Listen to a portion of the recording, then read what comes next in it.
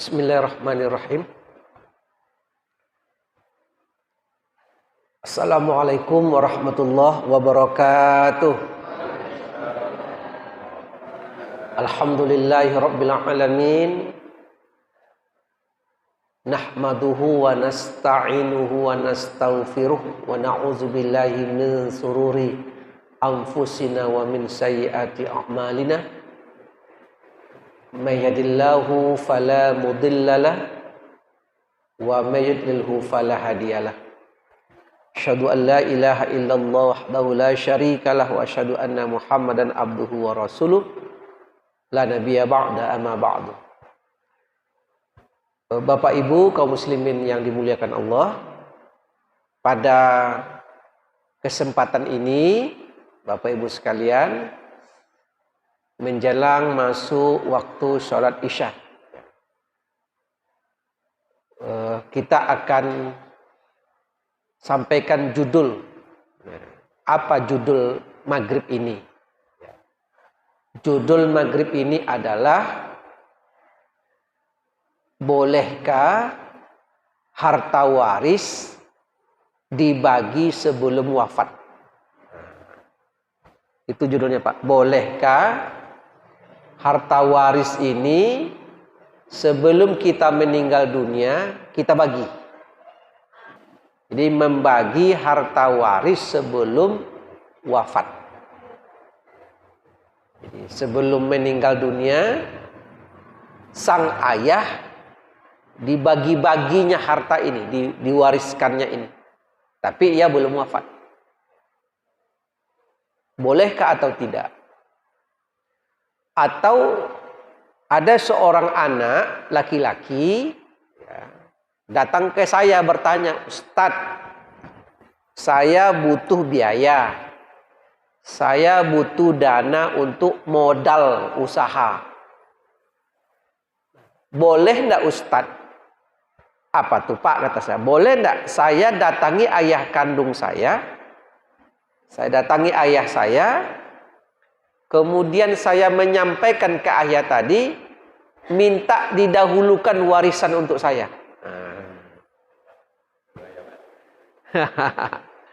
Jadi minta didahulukan warisan, apakah 100 juta atau 200 juta. Bolehkah tidak? Atau ada seorang anak ini tadi minjam duit ayahnya, piutang. Ya, pinjam duit 200 juta. Saya tanya Bapak Ibu, biasanya kalau ada anak, jadi ya, anak ini kan terbagi dua pula nih. Ada anak yang cuek, tidak peduli, biasa-biasa saja, ditelepon sehari, 2 hari, 4 hari baru datang. Ada anak yang belum selesai telepon, iya saya ke rumah. Apa keperluan ayah? Cepat ditanya, ditengok dan segala macam. Biasanya anak yang sayang ke kita nih, minjam duit dia 200 juta untuk modal. Biasanya kalau ayahnya, kebetulan ayahnya ekonominya kuat pula, bisa dia minjam 200 juta. Biasanya Bapak Ibu, kalau ada anak minjam 200 juta, dia adik-beradik ada 5 orang, biasanya disembunyikan ke anak yang lain, didiam-diamkan atau dibuka? Didiam-diamkan. Disembunyi-sembunyikan ya. Kenapa disembunyikan? Kenapa nggak dikasih tahu aja yang lain? Cemburu.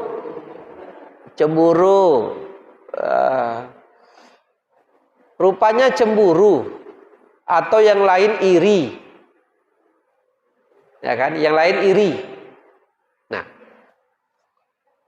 diserahkan sembunyi-sembunyi, tiba-tiba wafat ayahnya, meninggal dunia. Duit yang 200 juta tadi itu dianggap selesai, cincai-cincai aja, atau dianggap sebagai bagian dari harta waris.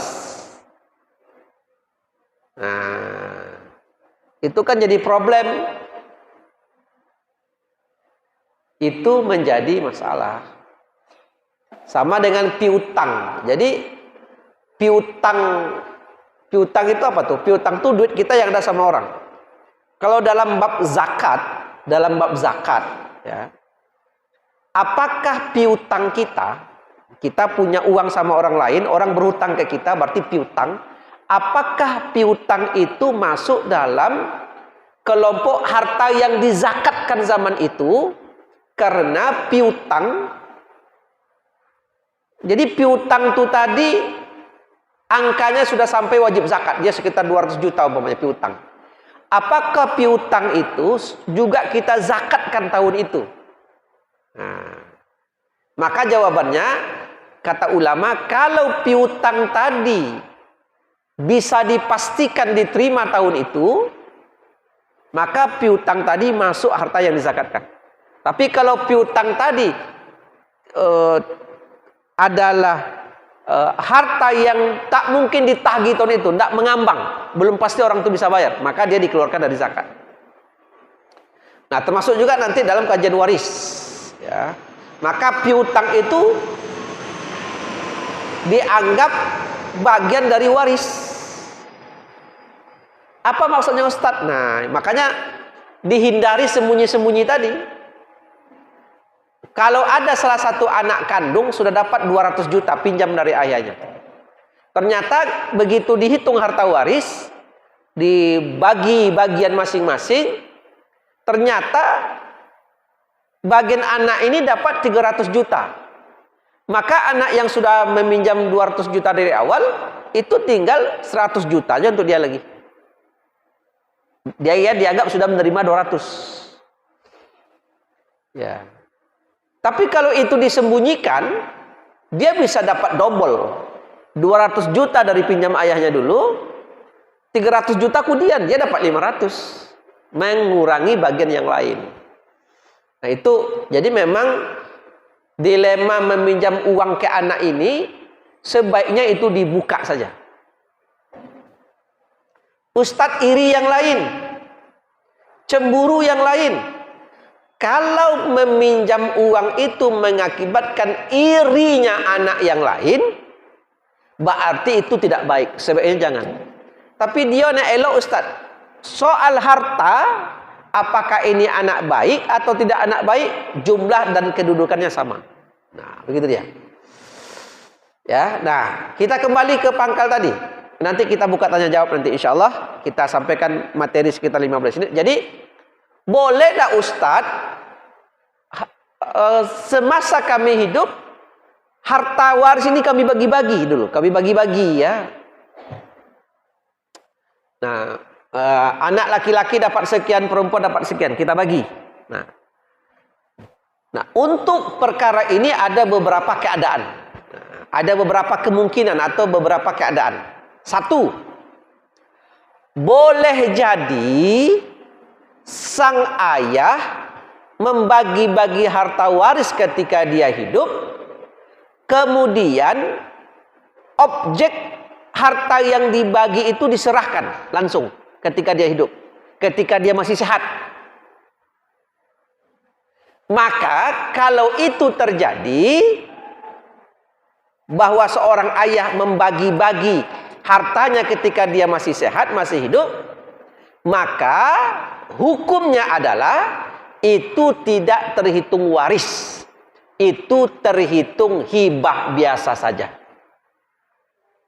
Karena syarat terjadinya waris itu adalah wafatnya sang ayah kandung ini.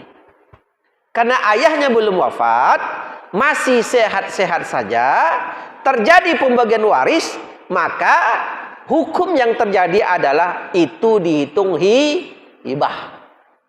Kalau dia dihitung hibah, maka harus beberapa syarat. Syarat pertama apa? Harus ada akad penyerahan harta, akad sirat. Harus ada pernyataan dari ayah kandung bahwa ini harta saya serahkan untuk kamu, kamu, dan kamu. Harus ada akad, ada sirat, ada pernyataan menyerahkan. Kalau dalam waris, tidak perlu pernyataan Pak. Bapak buat pernyataan atau tidak, Bapak dahului dengan perjanjian atau tidak, waris berlaku secara otomatis. Tapi kalau hibah tidak boleh otomatis, mesti ada akad menyerahkan walaupun hanya lisan. Kalau jumlah yang dihibahkan itu fantastis, maka dibarukan surat pernyataan hibah. Itu satu syaratnya, harus ada akad penyerahan. Yang kedua, ini penting. Setelah dinyatakan akad, dinyatakan ini serahkan, yang kedua adalah adanya perpindahan harta tadi, berpindah dari ayah ke anak. Dia ada pula Pak orang tua nih, di dalam akad ia menyatakan ini diserahkan untuk engkau, ini untuk engkau, untuk engkau, untuk engkau, untuk engkau. Tetapi serah terima tidak ada. Ini dia. Ada apa tidak? Nanti tidak ada, itu tidak boleh, mesti diserahkan. Kalau Bapak ingin menghibahkan harta ya. Yang ketiga, apa syaratnya kalau memang hibah? Objek harta yang dihibahkan tadi bisa dikuasai dan dimiliki oleh anak. Bisa mungkin ia jual, mungkin ia sewakan, mungkin ia pindah alihkan ke yang lain. Nama saja sudah milik pribadi dia.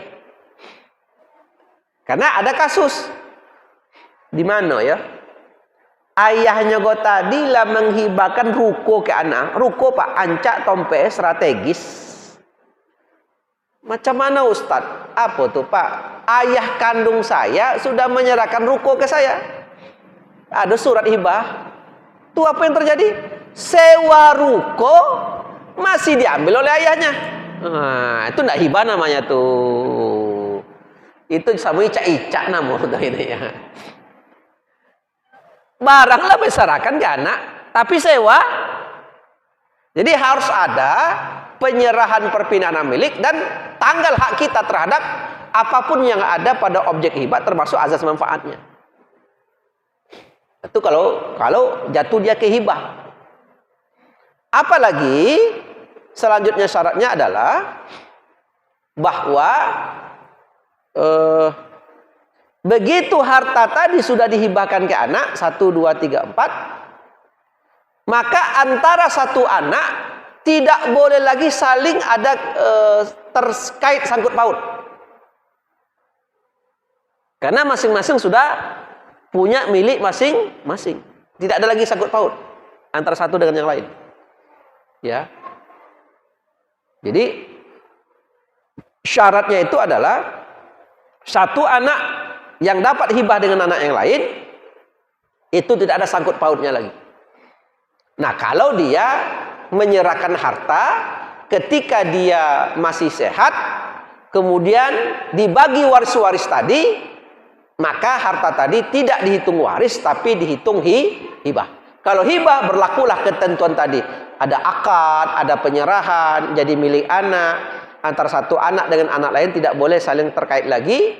Dan orang tua tanggal haknya terhadap harta tadi. Nah, itu pertama. Kalau dia menyerahkan harta ketika dia masih sehat dan harta itu langsung diserahkan. Itu keadaan pertama Bapak Ibu sekalian. Keadaan kedua ada yang menarik lagi. Keadaan kedua apa? Ada orang tua yang ketika hidup ia membagikan waris kepada anaknya. Ya, bagian kamu begini, bagian kamu begini, bagian kamu begini. Tetapi hartanya tidak kunjung berpindah tangan, masih tetap dikuasai oleh ayahnya sampai ayahnya wafat. Kalau tadi kan langsung diserahkan Pak. Kalau ini tidak, sampai ayahnya wafat, harta tidak berpindah tangan. Maka harta tadi tidak dihitung hibah karena tidak berpindah objeknya, itu masuk saja dalam kelompok harta yang diwariskan. Kalau harta yang diwariskan apa yang terjadi? Dia berlaku secara otomatis, akan berlaku ketentuan Allah. Jadi Bapak Ibu, Bu, harta waris itu dia dibagi bukan berdasarkan keinginan yang wafat.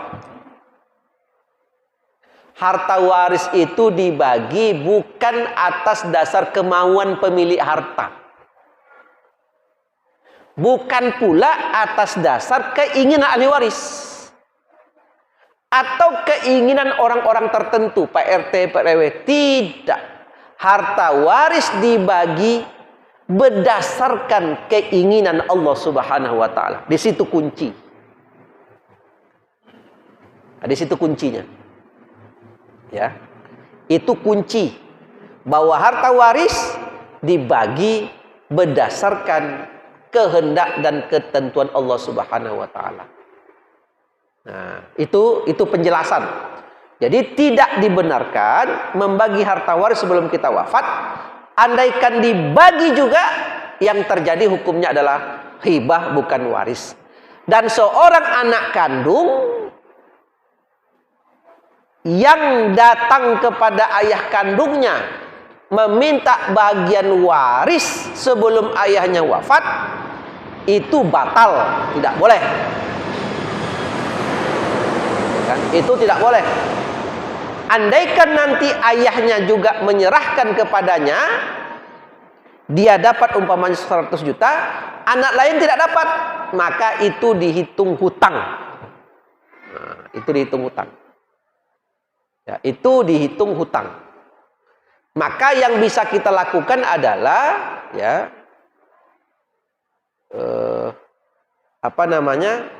memastikan harta waris ini tidak menjadi sumber perselisihan di antara ahli waris. Demikian Bapak Ibu, sekedar pengantar dulu di awal, ya, pengantar dari awal, dan kita buka tanya jawab seperti biasa. Kalau memang memungkinkan ada, kalau tidak kita sambung lagi. Silakan. Ada pertanyaan?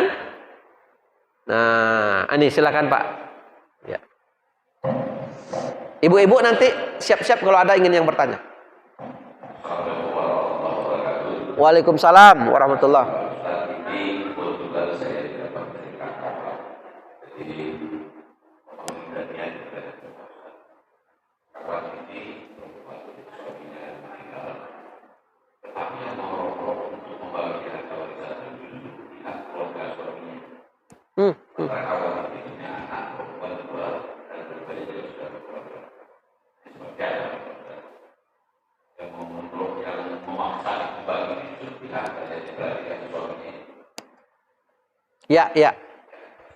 Ya, ini menarik. Jadi seorang mayit wafat. Mayit tentu wafat Pak ya. Tapi kita ingin mengokohkan istilah seorang mayit wafat. Mayit ini wafat meninggalkan seorang istri. Kemudian 2 orang anak perempuan.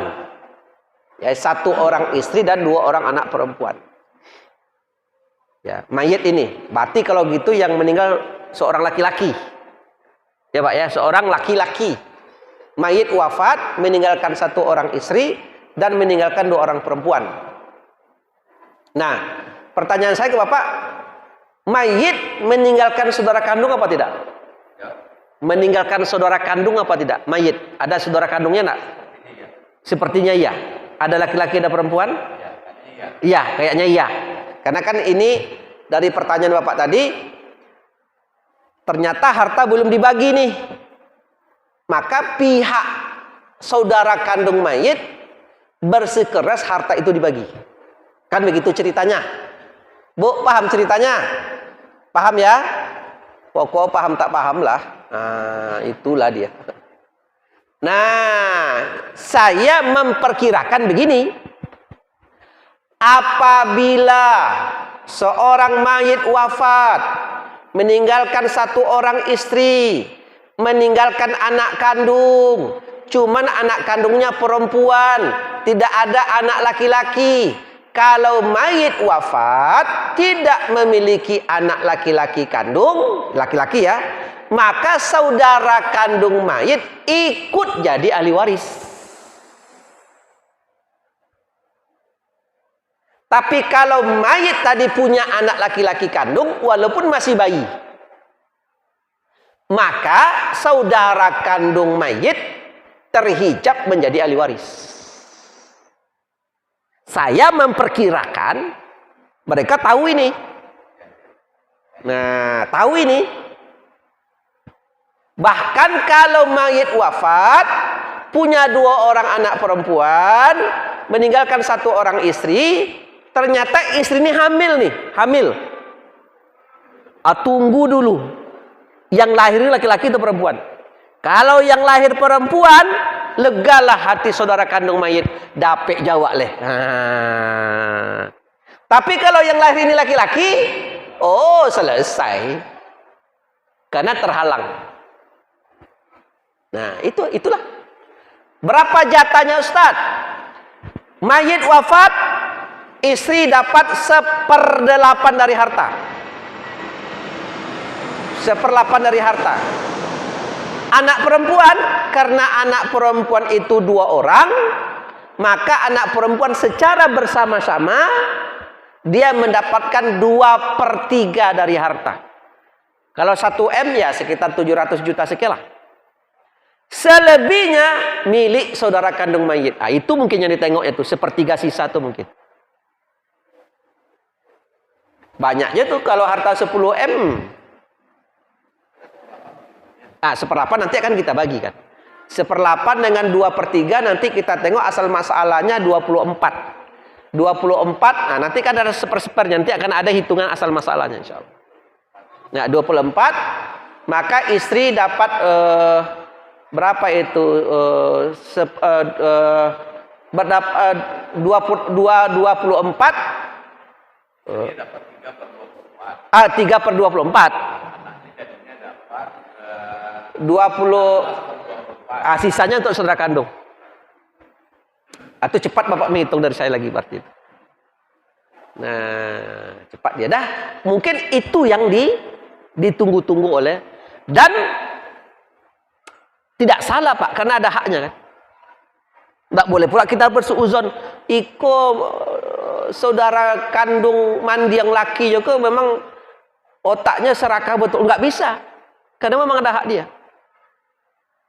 Sama seperti orang adik-beradik kandung 5 orang, ayahnya wafat, hartanya belum dibagi-bagi, datang adik laki-laki, "Bang, bila awak bagi harta waris ayah?"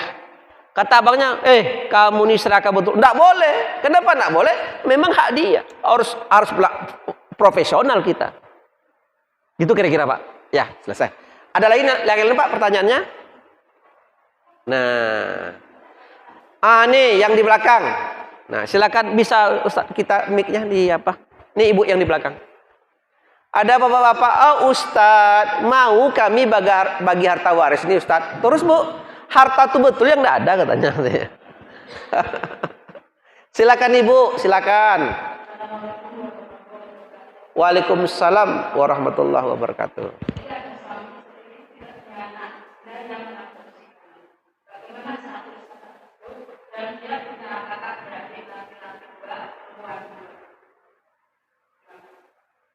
Yang meninggal siapa? Suami, ya. Sederhananya seperti itu cara menghitungnya, Bu. Mayit wafat, seperti tadi. Dia meninggalkan seorang istri. Kemudian tidak meninggalkan anak kandung. Kan begitu? Tidak meninggalkan anak kandung. Tapi dia punya anak angkat. Dan meninggalkan saudara kandung. Saudara kandung mayit. Saudara kandungnya ada laki-laki apa tidak?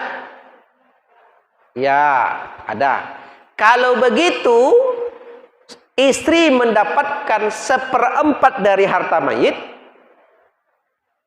Kemudian anak asuh, anak angkat ya. Anak angkat tadi itu mendapatkan maksimal 1/3 dari harta mayit, dihitung itu wasiat. Wasiat namanya. Bahkan dalam fikih sunnah ada namanya wasiat wajibah. Apa tuh Pak Ustadz wajibah? Wasiat wajibah itu adalah almarhum berwasiat atau tidak berwasiat, maka kita mengklaim dia mesti berwasiat untuk anak angkatnya ini maksimal sepertiga dari harta waris. Apa gunanya Ustadz? Untuk kelangsungan ekonomi anak angkat. Nggak mungkin kan? Sudah anak ini kita ambil dari ayah ibunya, terus dia tak dapat apa-apa. Itulah penjelasannya Bu. Ya Bu ya. Dan sisanya ke saudara kandung. Ya silakan. Tidak apa-apa, tidak masalah. Tidak masalah.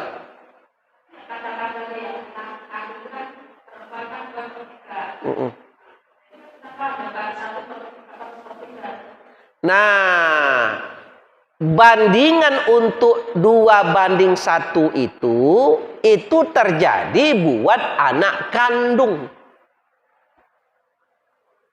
Jadi apabila kita punya anak kandung, ada yang laki-laki, ada yang perempuan, berlaku ketentuan surah An-Nisa ayat 11, yusikumullahu fi auladikum lizzakari mislu hazil unsayain. Allah mewasiatkan buat kalian tentang anak-anak kalian untuk laki-laki 2 bagian perempuan. Kalau anak kandung, ibu tadi menceritakan anak angkat. Anak angkat itu tidak masuk dalam orang yang berhak mendapat waris. Kalaupun nanti dia dapat maksimal sepertiga dari harta, itu tidak pakai jalur waris itu, tapi pakai jalur wasiat. Maksimal sepertiga itu maksimal Pak. Boleh saja dia dapat nanti. Maksudnya dia boleh. Kalau lebih sepertiga harta tidak boleh dia. Berarti dia mungkin dapatnya 1/5 atau 1/6 ya. Itu kira-kira. Ya Bu? Cukup Bu? Masih ragu? Nah, biasanya kita ragu bukan pada menghitungnya.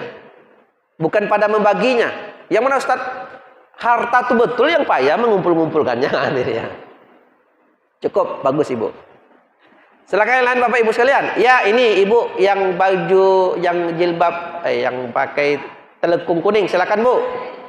Assalamualaikum warahmatullahi wabarakatuh. Waalaikumsalam warahmatullahi wabarakatuh. Ini masalah saya. Silakan.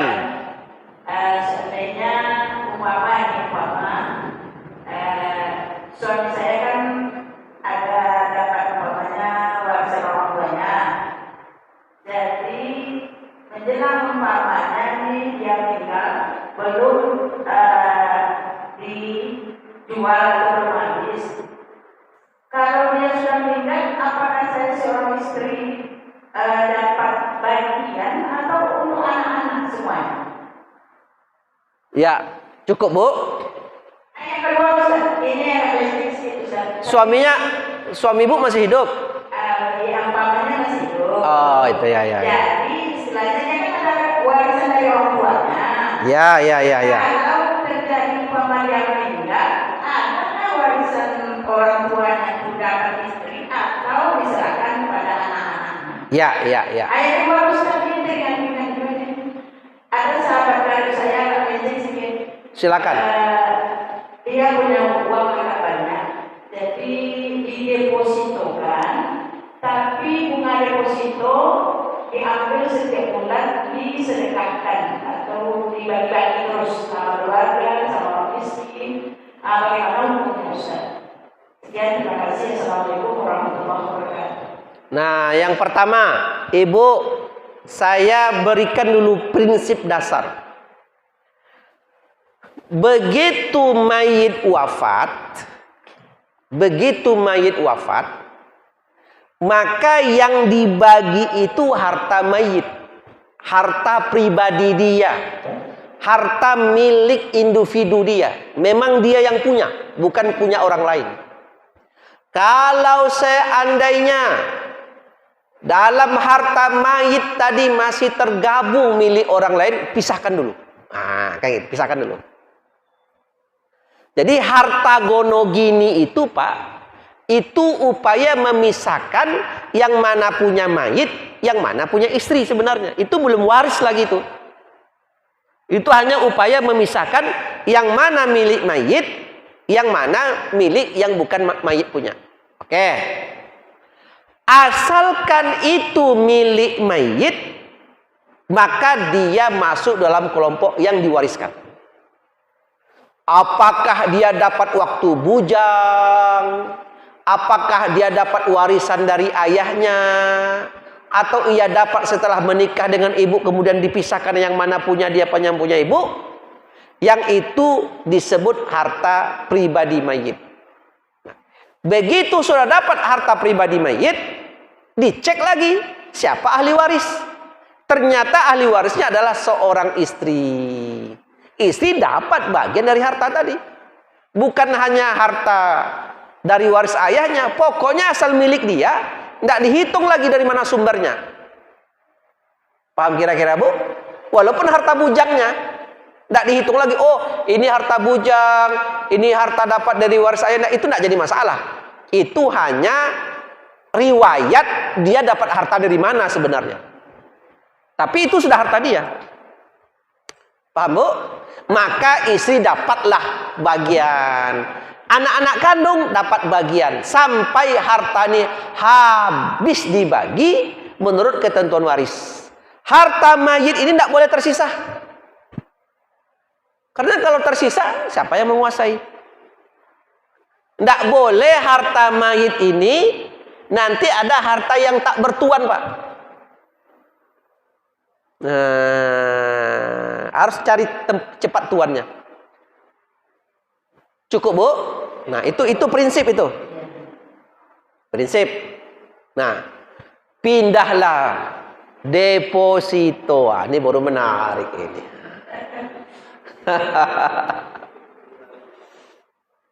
Ya. Banyak depositonya. Lumayan apa ceritanya? Banyak. Ada 1 kali bulan itu 2 juta. Hasilnya. Nah, Mungkin lebih lah. berarti ada jo 3 PM tuh. Kalau 2 juta sebulan kan kali. Nah, saya menganjurkan sebaiknya ada namanya deposito syariah di bank syariah. Dipindahkan saja. Jadi ada yang hitungannya secara syariah. Di Mereka Syariah ada, di BSI ada, Bank Mandiri Syariah ada, BTN Syariah ada. Sebaiknya dipindahkan dia supaya ibu lebih aman. Ini percaya Ustaz. Ini teman kami. Tidak apa-apa. Saya mendoakan ibu. Saya mendoakan ibu ada deposito syariah, kan hebat. Nah. Jadi saya bilang kalau Ustaz menyebutkan kalau deposito itu haram. Iya.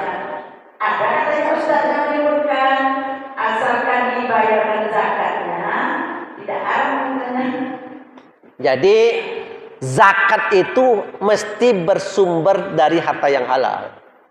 Jadi harta kita ini mesti jelas asalnya dari mana, jelas penggunaannya untuk apa, kan begitu dia. Jadi kalau bisa dia pindahkan saja asetnya, kan memindahkan kan tidak masalah, tak ada yang marah kan, namanya apa aset kita. Ya Bu ya, cukup ya. Ya, cukup. Sama-sama Ibu ya. Saya mendoakan Ibu dapat deposito yang banyak tadi. Amin. Amin. Ya, enggak apa-apa. Saya paham.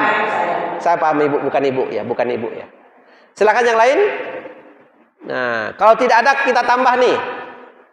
Ada lagi Bu? Yang di belakang? Enggak ada. Nah. Oh, ada rupanya. Silakan Bu. Waalaikumsalam warahmatullahi wabarakatuh.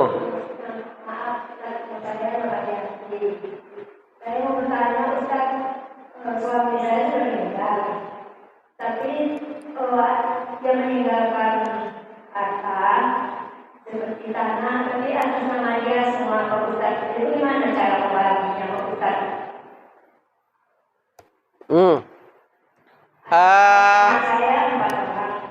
Suami ibu wafat, dia banyak tanahnya atas nama dia. Ya tentulah karena dia yang punya kan. Ya, itu gimana caranya Pak?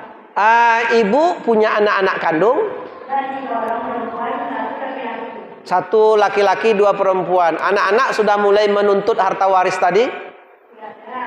Sudah ada yang bertanya-tanya. Jadi ada yang sudah saya lakukan, Pak Ustaz itu seperti kedai, dan saya lakukan satu petak satu orang. Ya.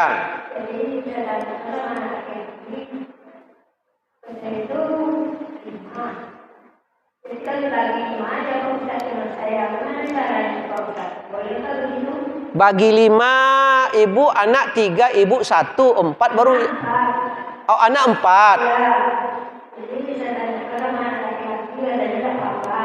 Jadi dibagi rantai aja Pak Ustaz. 1 laki-laki, 3 perempuan itu. Jadi pas 5 petak. Ibu dapat 1. Ya. Jadi Anak perempuan yang bertiga dapat 1 petak 1 petak. ya. Laki-laki dapat pula 1. Ya. Jadi bagaimana Pak Ustaz mendidik agama salah apa Pak Ustaz? Udah terbagi itu berarti selesai masalahnya. Dan mungkin surat masing-masing Pak Ustaz. Udah bikin surat masing-masing. Mereka ada lagi rumah Pak Ustaz, lagi 1 orang. Rumah dapat 1-1. Ya. Jadi kata terus ada tanah saya sudah saya lakukan sedikit yang bagian saya mau saya bagikan untuk wakaf. Ya, wakaf ya. Laki-laki itu mau dibagikan juga itu saya terus keluarkan dari tanah itu satu bagian pula. Jadi semuanya Pak Ustaz ada 30 hektar lah bagi 45. Jadi pas saya Berapa hektar, Bu? 30. 30 meter, Oh, 30 meter. panjang 45. Terus waktu saya mau bikin surat, ada anak saya satu yang tidak mau Pak Ustaz. Anak saya itu memang kalau sekolah tinggi juga buat dia tidak mau. Yang perempuan atau yang laki-laki? Perempuan Pak. Nah, kenapa dia tidak mau? Kurang tahu boleh itu pun terjadi. Karena saya kan sudah tua, ini juga ngomong begitu Pak Ustaz. Jadi kendalanya di situ sekarang Pak Ustaz, gimana caranya? Ya, terima kasih Bu. Jadi begini, biasanya bapak-bapak, ibu-ibu, begitu mayit wafat, almarhum wafat, kita tadi menyatakan yang kita bagi itu harta mayit, harta pribadi dia. Dipisahkan dulu kalau harta itu masih bergabung dengan yang lain. Apa maksud Ustadz masih bergabung dengan yang lain itu? Ya iya, harta yang didapatkan sejak akad nikah itu dianggap harta bersama. Itu dalam pernikahan Pak Ustaz. Bukan harta itu dalam pernikahan. Kalau harta itu dari pernikahan, kalau memang didudukkan perkaranya, semuanya itu harus dibagi 2 dulu. Kalau seandainya, sebentar Ibu, kalau seandainya dirupiahkan semua, ruko tadi, tanah tadi, rumah tadi itu ditaksir dalam bentuk rupiah semuanya, ada sekitar 1 M, maka sebenarnya 500 jutanya itu milik ibu pribadi, jangan diganggu.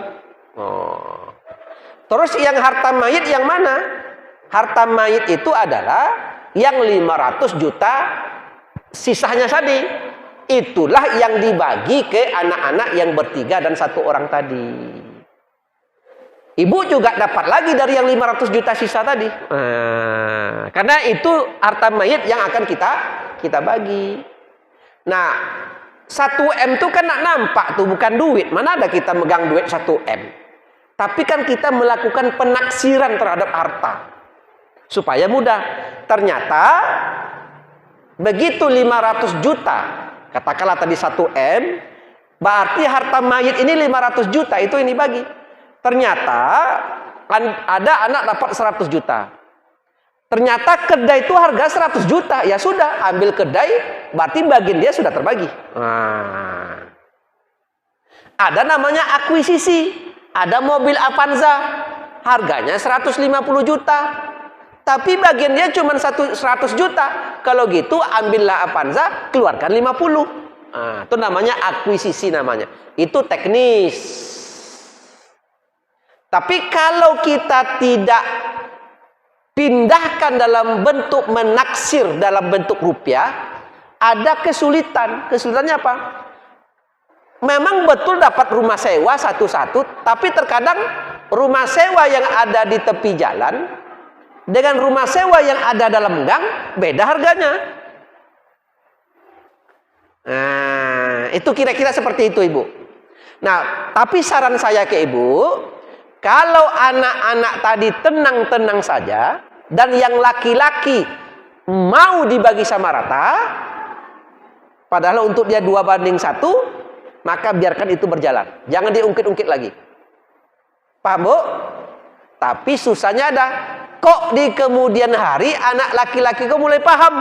Oh, rupanya 2 bagian awak. Nah, itu aja masalahnya.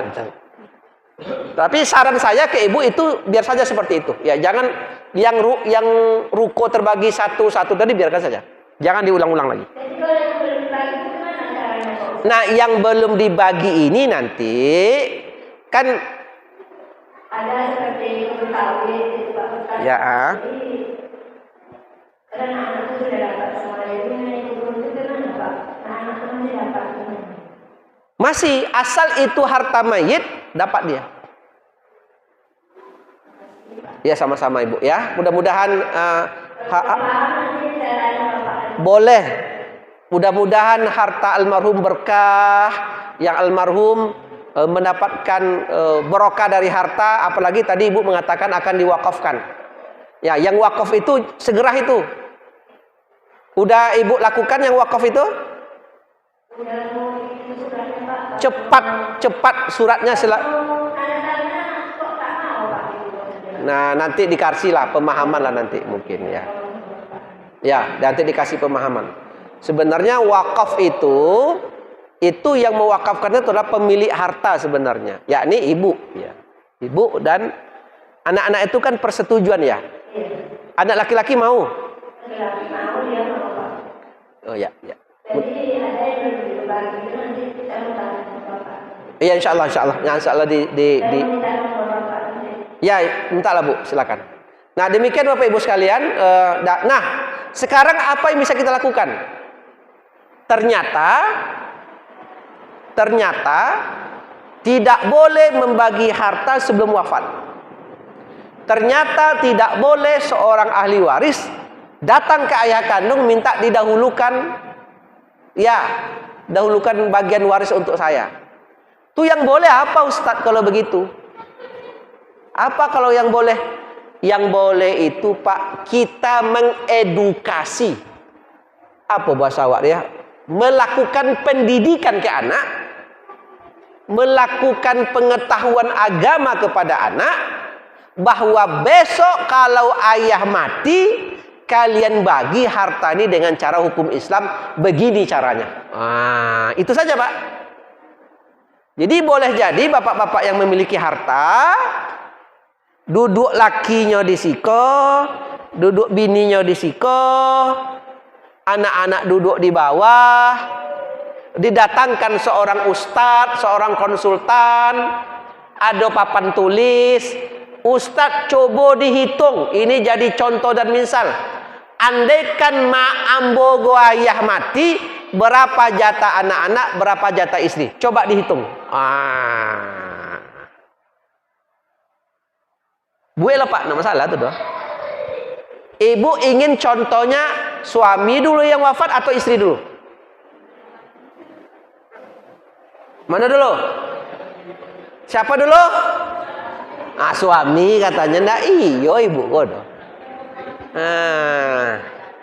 Ayolah suamilah contoh dulu. Dibalik, andaikan yang wafat dulu ibu atau yang wafat dulu istri, suami, atau yang wafat dulu anak, akan boleh jadi kemungkinan kan. Jangan pula kita pede-pede Pak, mengatakan ayah dulu wafat boleh jadi anak, kan tak tahu kita. Demikianlah Bapak Ibu yang dapat kami sampaikan, mudah-mudahan ada hikmahnya buat kita bersama. Bila taufiq wal hidayah, wassalamualaikum warahmatullahi wabarakatuh.